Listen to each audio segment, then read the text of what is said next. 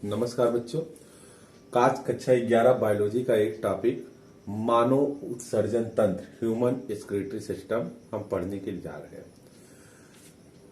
उत्सर्जन तंत्र पढ़ने से पहले आपको ये जानना आवश्यक है कि उत्सर्जन होता क्या है।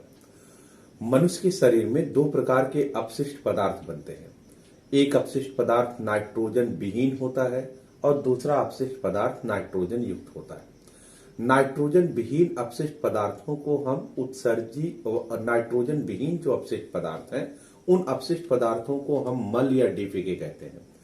मल ये हमारे शरीर से हमारा जो पाचन तंत्र है उस पाचन तंत्र के रास्ते से बाहर निकलता है। लेकिन जो नाइट्रोजन युक्त अपशिष्ट पदार्थ होते हैं वो पाचन तंत्र से बाहर नहीं निकल सकते हैं।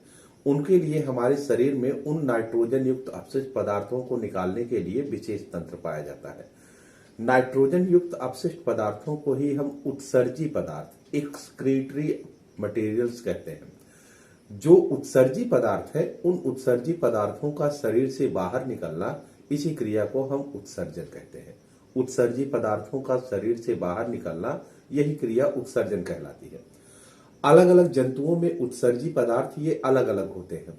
मुख्यतः उत्सर्जी पदार्थों को हम 4 श्रेणियों में बांटते हैं और इन्हीं 4 श्रेणियों के आधार पर जंतुओं को भी 4 भागों में बांटा गया है। सभी जंतुओं में एनिमल किंगडम में जो उत्सर्जी पदार्थ है वो मुख्य रूप से 4 हो सकते हैं। पहला उत्सर्जी पदार्थ अमोनिया होता है, दूसरा अमीनो अम्ल, तीसरा यूरिक अम्ल और चौथा होता है यूरिया। इसके अलावा भी क्रिटीन और क्रिटिनिन ये अन्य उत्सर्जी पदार्थ भी है। लेकिन अमोनिया, अमीनो अम्ल, यूरिक अम्ल और यूरिया, इन चारों उत्सर्जी पदार्थ के आधार पर सभी जंतुओं को 4 कैटेगरी में बांटा गया। जंतु को भी 4 कैटेगरी में बांटा गया उत्सर्जी पदार्थों के आधार पर। पहले है इन जंतुओं को हम अमोनोटेलिक जंतु कहते हैं। अमोनोटेलिक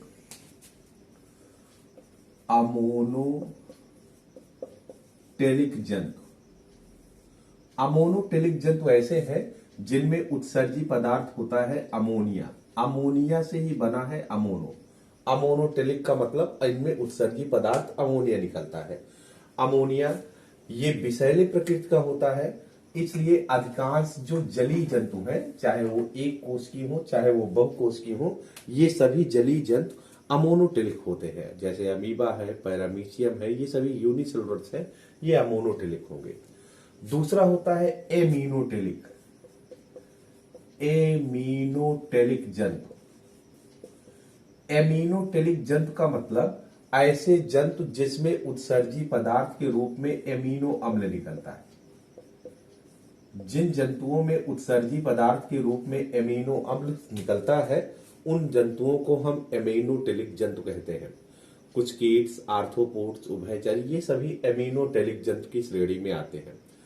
तीसरे ऐसे जंतु हैं जिनमें उत्सर्जी पदार्थ यूरिक अम्ल निकलता है। जिन जंतुओं में उत्सर्जी पदार्थ यूरिक अम्ल निकलता है उनको हम यूरिकोटेलिक जंतु कहते हैं। यूरिको शब्द है यूरिक एसिड से।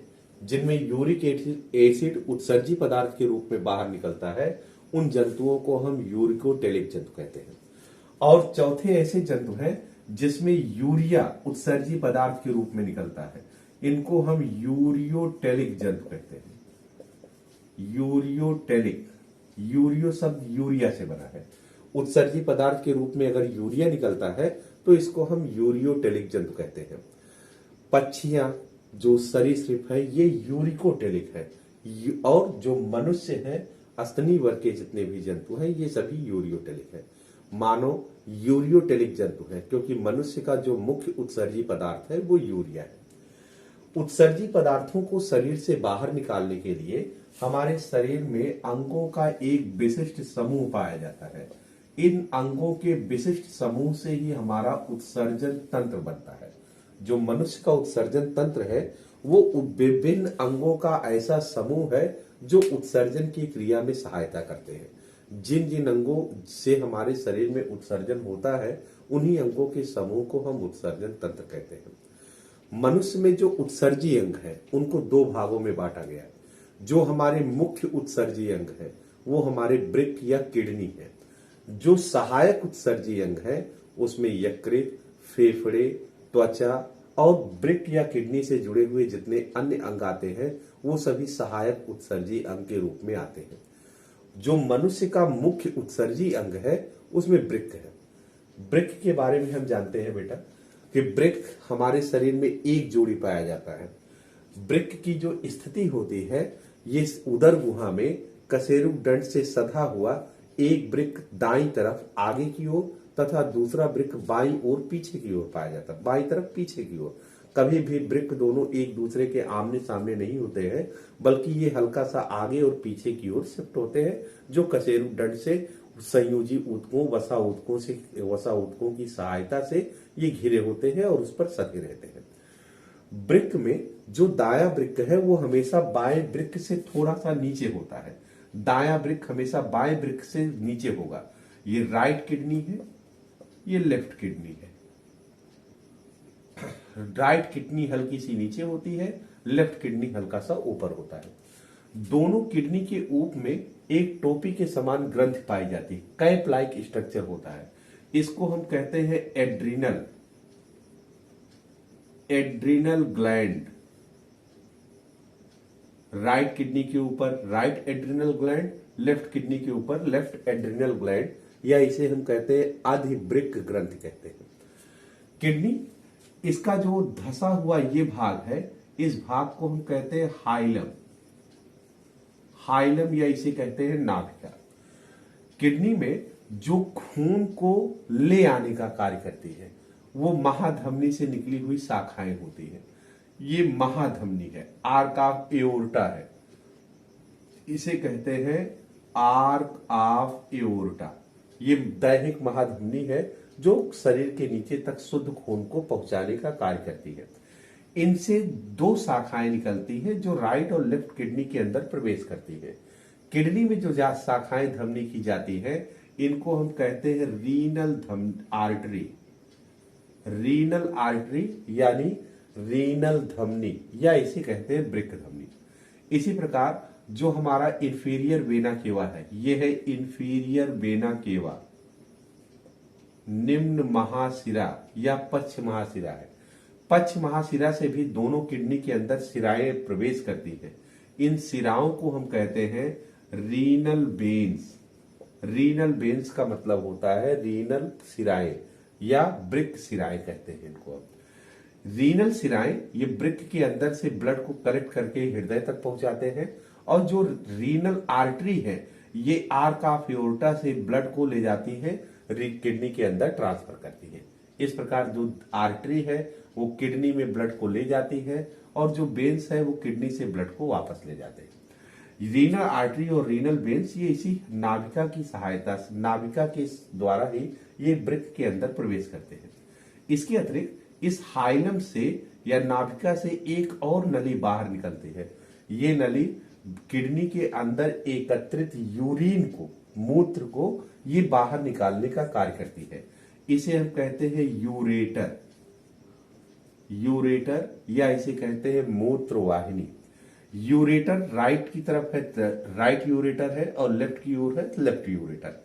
राइट तथा लेफ्ट यूरेटर या मूत्रवाहिनी ये लास्ट में जाकर एक पाउच के समान, एक थैली के समान अंग में खुलते हैं। इसे हम कहते हैं यूरिनरी ब्लैडर, या इसे कहते हैं पेशाब की थैली या मूत्र की थैली। इसी यूरिनरी ब्लैडर में जितना भी किडनी यूरिन बनाती है वो यूरिन आके यहाँ पर एकत्रित होता है। यूरिनरी ब्लैडर आगे चल के एक पैसेज में खुलता है, इसको हम कहते हैं यूरेथ्रा। और यूरेथ्रा ये यूरिनरी ब्लैडर का आउटलेट है जिसके द्वारा जो हमारा यूरिन यूरिनरी ब्लैडर में एकत्रित होता है ये इसी रास्ते से बाहर निकल जाता है। इस तरह अगर हम मनुष्य का उत्सर्जन तंत्र देखें तो मनुष्य के उत्सर्जन तंत्र में एक जोड़ी किडनी पाई जाती है। इस किडनी से निकली हुई दो यूरेटर, एक जोड़ी यूरेटर होती है, एक यूरिनरी ब्लैडर है, तथा इसके अंदर रुधिर की सप्लाई के लिए रीनल वेन्स और रीनल आर्टरीज पाई जाती है। मनुष्य की किडनी ये गहरे भूरे रंग की, सेब के बीज के आकार की होती है। इसकी औसतन लंबाई 6 से 8 सेंटीमीटर होती है तथा चौड़ाई 4 से 5 सेंटीमीटर तक होती है। ये किडनी का जो एक्सटर्नल मार्फोलॉजी है, बाह्य संरचना है वो। अगर हम किडनी का लॉन्गिट्यूडिनल सेक्शन काटे सॉरी बेटा, अगर इसका लॉन्गिट्यूडिनल सेक्शन काटे, एलएस काटे, तो एलएस काटने पर हमें किडनी में दो अस्पष्ट भाग दिखाई देते हैं। एक इसका आउटर होता है, एक इसका इनर होता है। जो आउटर भाग होता है इसको हम कहते हैं रीनल कार्टेक्स, रीनल कार्टेक्स, और जो ये इनर भाग होता है इसको हम कहते हैं renal medulla, renal medulla. Outer को कार्टेक्स और इनर भाग को हम रीनल मेड्यूला कहते हैं। रीनल मेड्यूला में ये जो गैप है, इतना खाली स्थान है, इस खाली स्थान को हम कहते हैं पेल्विस। इसी पेल्विस से यूरेटर बाहर निकलता है, ये यूरेटर है, यूरेटर इसी पेल्विस से क्या होता है बेटा, बाहर निकलेगा। इसके अतिरिक्त जो इसका मेड्यूला वाला रीजन है, इस मेड्यूला वाले रीजन में 8 से 18 तक, 8 से लेकर 18 तक ये पिरामिडल स्ट्रक्चर होता है, जिन्हें हम कहते हैं renal pyramids, renal pyramids. Renal pyramids की संख्या 8 से लेकर 18 तक होती है। इन रीनल पिरामिड्स के बीच बीच में ये कार्टेक्स का रीजन ऐसे धसा रहता है। जो कार्टेक्स का रीजन धसा है इसे कहते हैं कॉलम ऑफ बर्टीनी, कॉलम ऑफ बर्टीनी, बर्टीनी के स्तंभ कहते हैं। इसके अतिरिक्त यहाँ पर छोटे छोटे रसांकुर या पैपिला पाए जाते हैं जो रीनल कार्टेक्स से निकलते हैं। और इस किडनी के ऊपर, जैसा कि आपको बताया गया, किडनी के ऊपर जो स्ट्रक्चर पाया जाता है टोपीनुमा, वो टोपीनुमा स्ट्रक्चर एड्रिनल ग्लैंड है। ये एड्रिनल ग्लैंड ये किडनी के ऊपर पाया जाता है। अर्थात अगर हम इसका इंटरनली देखें तो इंटरनली किडनी हमारी मेनली 2 पार्ट में ही डिवाइड होगी, जिसका आउटर पार्ट कार्टेक्स कहलाता है और इनर पार्ट मेडुला कहलाता है। मनुष्य की जो किडनी है इस छोटे छोटे अतिकुंडलित नलिकाओं के समूह से मिलकर बनती है। जो किडनी की जो हमारी यूनिट है, इकाई है, ये इकाई कहलाती है ब्रिक नलिका या नेफ्रॉन कहलाता है। हमारी जो किडनी है ये किडनी क्वाइल्ड, सुपर क्वाइल्ड, ये क्वाइल्ड ट्यूब से मिलकर बनी है, कुंडलित नलिका से मिलकर बनी है। और इसी कुंडलित नलिका के अंदर यूरिन का फॉर्मेशन होता है। जो यूरिन बनती है ये पूरी किडनी में नहीं बनती है, बल्कि इस किडनी के अंदर पाई जाने वाली विशिष्ट प्रकार की क्वाइल्ड ट्यूब से बनती है, और जिसके अंदर यूरिन फॉर्म होता है। जो यूरिन का फॉर्मेशन है वो इसी ट्यूब के अंदर होता है। इस ट्यूब को हम कहते हैं नेफ्रॉन, ये है नेफ्रॉन, या इसे कहते हैं ब्रिक नलिका। नेफ्रॉन ही हमारी किडनी की फंक्शनल यूनिट है। अगर कोई पूछे नेफ्रॉन क्या है तो आप बताइए the functional unit of kidney, kidney की क्रियात्मक इकाई। इसी क्रियात्मक इकाई को नेफ्रॉन कहते हैं। हमारी एक किडनी में लगभग 1.5 लाख नेफ्रॉन पाए जाते हैं। इस तरह दोनों